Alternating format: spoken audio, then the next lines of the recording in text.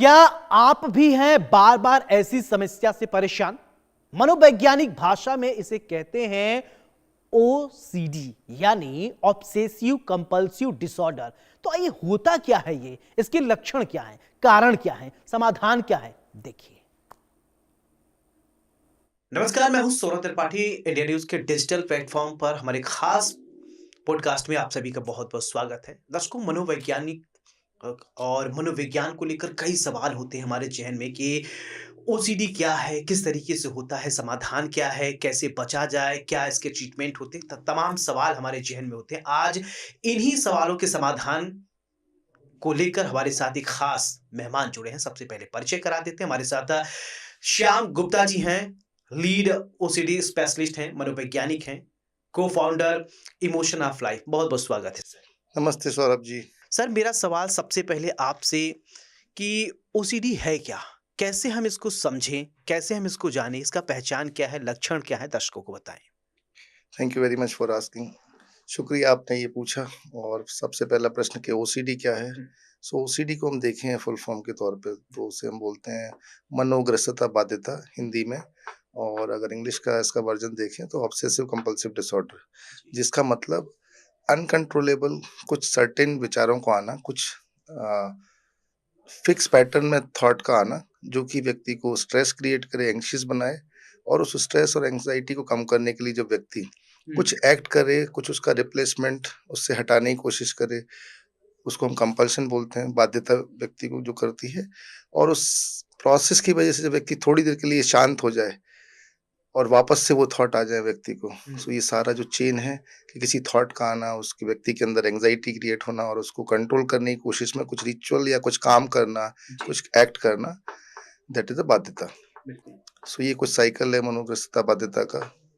अच्छा श्याम जी, एक सवाल मेरा आपसे कि ओसीडी के लिए क्या ज़िंदगी भर दवा खाना पड़ता है या इससे कैसे लोग प्रभावित होते हैं? जो प्रोसेस है इसका, उसको थोड़ा हमारे दर्शकों को समझा दें। इस दुनिया में अगर हम ओसीडी के इलाज को देखें तो ये पूरे 800 करोड़ लोगों की दुनिया, और उसमें से 24 करोड़ वर्ल्ड वाइड लोग जो ओसीडी से सफ़र कर रहे हैं। मेरा मानना है कि एटलीस्ट 95% लोग दवाइयों को चेस करते हैं, और अनफॉर्चुनेटली मेडिसिन में इसका कोई 100% रिकवरी और क्योर है ही नहीं। तो फर्स्ट क्वेश्चन का आंसर कि ओसीडी का इलाज मेडिसिन, तो उसका इलाज मेडिसिन नहीं है। आपको ओसीडी को समझना होगा कि ये है क्या। ओसीडी को हम सिंपलेस्ट, अगर मतलब बहुत आसान भाषा में समझें, एक व्यक्ति किस तरीके से अपने पास्ट इवेंट, फ्यूचर चैलेंजेस और प्रेजेंट चैलेंजेस और भविष्य की परेशानियों को वो किस तरीके से देख रहा है, रिएक्ट कर रहा है, दैट इज ऑब्सेशन।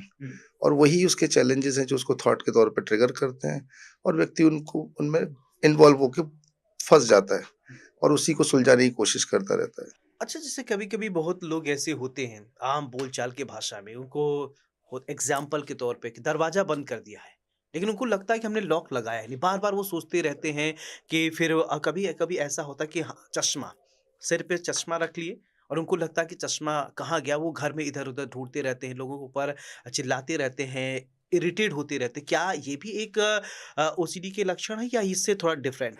जैसे पहला जो एस्पेक्ट आपने बोला, गेट को चेक करने वाला, दैट इज डिफरेंट।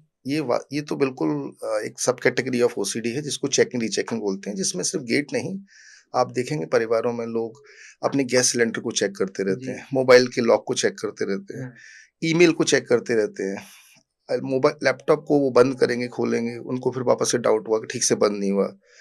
तो ये एक स्पेसिफिक सब कैटेगरी ऑफ ओसीडी है जिसको बोलते हैं चेकिंग रीचेकिंग, बार बार चेक करना।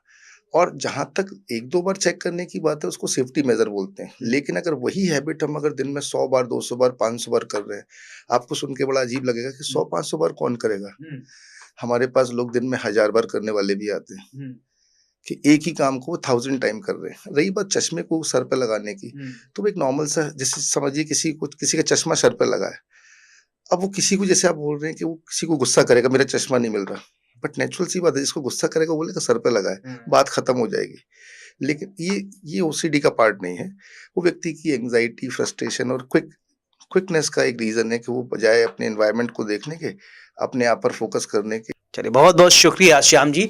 तो ये थे हमारे साथ मनोवैज्ञानिक कि उन्होंने बताया है कि श्याम जी जो कि लीड ऑफ स्पेशलिस्ट हैं, मनोवैज्ञानिक हैं, इमोशन ऑफ लाइफ ये चलाते हैं और को फाउंडर हैं इमोशन ऑफ लाइफ को लेकर। तमाम दर्शकों हमारे सवाल थे मन में कि आखिरकार ओसीडी होता क्या है।